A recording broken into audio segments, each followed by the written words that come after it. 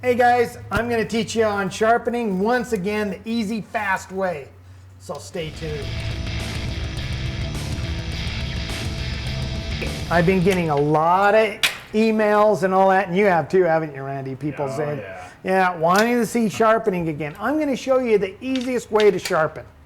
And we are going to do a video on sharpening, and we're going to sell it. It's going to be probably about $45, somewhere around in through for the little video.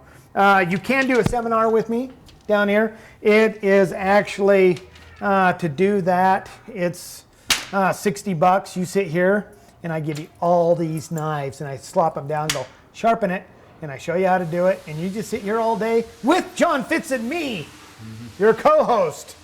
And maybe we'll have Randy over there, you know. Yeah, what do you think? Do a video on it. Yeah. let's see yourself, Randy. So anyway, here we go. I dulled this knife up really good. Watch this. If we, you won't shave nothing. Look at that.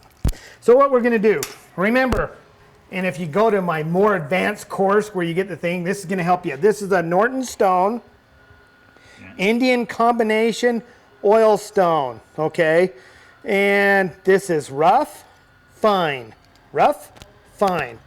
Let me scrape this on Randy's teeth and you'll hear. You're gritting your teeth.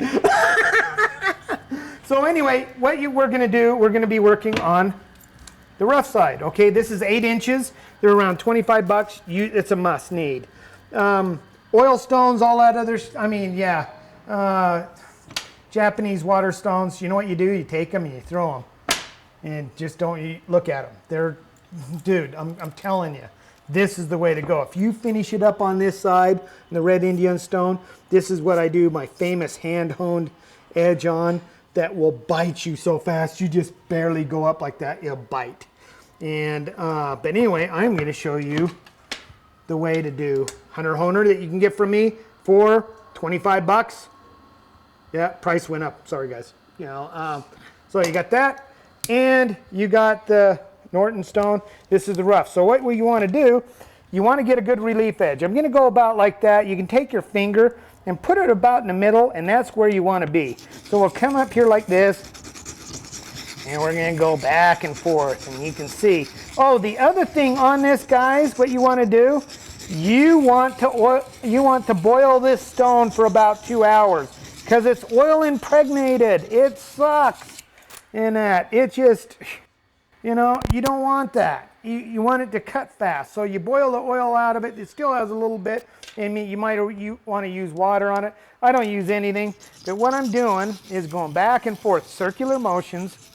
And you'll see that I can feel it, a little burr. I don't know if you guys can see it, but I'm hitting it with my thumbnail, and it's stopping. So now I got a burr on that side, okay? Now you can see the relief edge. See where I've done all that? Right there? So now I'm gonna go like this. The other side, I'm gonna pull it straight a couple times, okay? And I'm gonna go, once again, right about in the middle of my finger, right there. I know where the angle, and then I'm gonna come in here like this. Back and forth, back and forth. This all had a pretty good relief edge on it. You know, so this is going to be easier for me to bring up. Okay, so I'm going back and forth, back and forth. And so, look at that relief edge, and everything. So what I'm going to do is feel it on this side, and there is a burr, and I can feel it stops right there. Okay, I've got a nice burr. So now, I got a burr on both sides, and you can see the relief edge.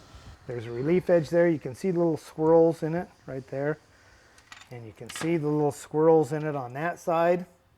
You know what? I did one side a little bit deeper than I did the other side, but that's okay. You know, I'll get it back up on the other side too. I should have pulled it straight, but it's not a big deal. I'm just gonna get the relief edge back up, and I'll get a burr. Yeah, I got a burr right there. Now I made it more to where it's even with the other side. Now see this? When it gets like this, you take Ajax and clean it off. You know. And use water and all that. So I can feel the burr all the way across. I'm going to pull that straight, right? Okay, then I take the old hunter honer and I'm coming in here and straight up and down, I'm going to come in here like this. Okay, this is in the flexing mode.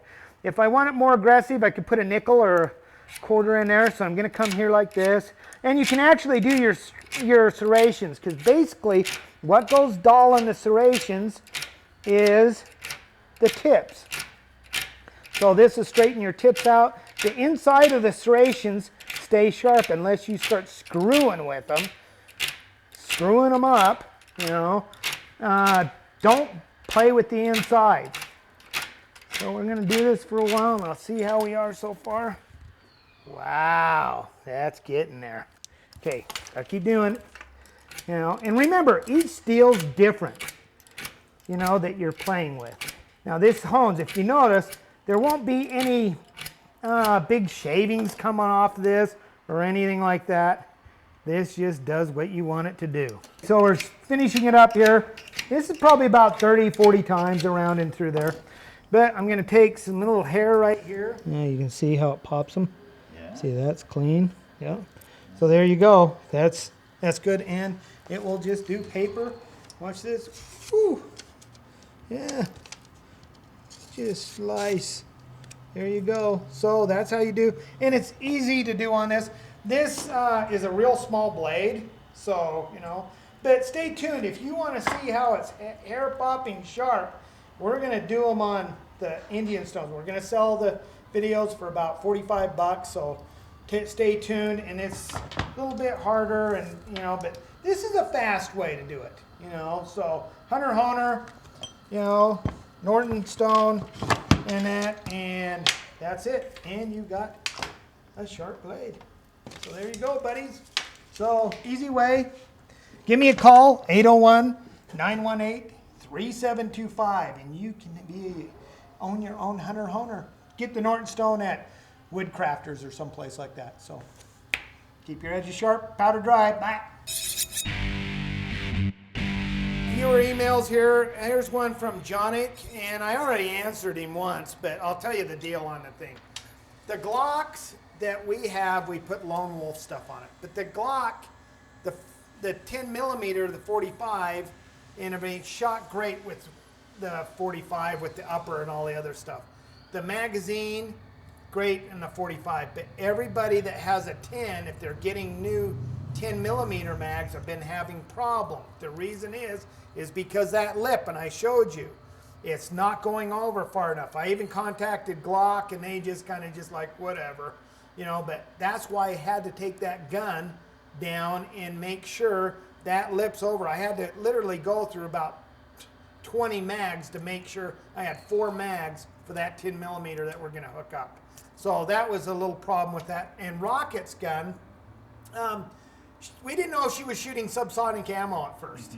And you know what subsonic ammo is? Probably not, no. No, but it doesn't break the sound barriers underneath. So it was brand new gun, and it just didn't have enough to move the action. And so she was kind of getting flustered. And then all of a sudden, we got the right ammo. Shit, man, that Lone Wolf ran like nothing. And she outshot the guys that in the counterterrorism thing that we were in. I mean, her Glock just fucking kicked ass. I mean, her Lone Wolf. So Lone Wolf kicks ass. You guys, you know what? I've been around the block on guns. I know what I'm doing. And so, but apparently some guys haven't changed out guns before and kind of done little tricks to them. And they just think, you know, just to keep them the way it is, which is good. But, you know, my Glock carries 23 rounds at 10 millimeter. And so it just kicks ass, and it's accurate as hell, ported, all the other stuff. Rocket, same thing. So anyway, go on to another one. Let's go to, Watterson. Well, it has a J in front of it. Where do you guys come up with these names? I'm dyslexic, okay? Okay, Styles, okay. What your thoughts on serrations, different serrations? I do a serration that is squared off. Remember, what I teach you on knives is that abrupt edge in the back. Even though that's not sharp and everything, that will still dig in to anybody you can cut. So, but if it's sharper, it's good. Yeah, no shit. But anyway, so if I have them squared off, I can sharpen it like a regular knife, but I still have those little abrupt edges on the serrations where they dig in. You have points are great. If you do too much of a point, you know, and you try to cut twine or rope, it just hangs up. The ones that I do, I like the very most. They're cool, you know, and they have their purpose. You know, if you need to cut twine, rope, or anything fast, it'll dig in, get you an initial cut. So, you know, if you have anything else to ask me, you know, on serrations further, you guys can always call me, 801-918-3725. Okay, guys, we're out from here. Come up with new names, like easy one, like Dog Boy or me. So anyway, but hey, I always like you guys' comments. And remember, think about what you're going to ask me.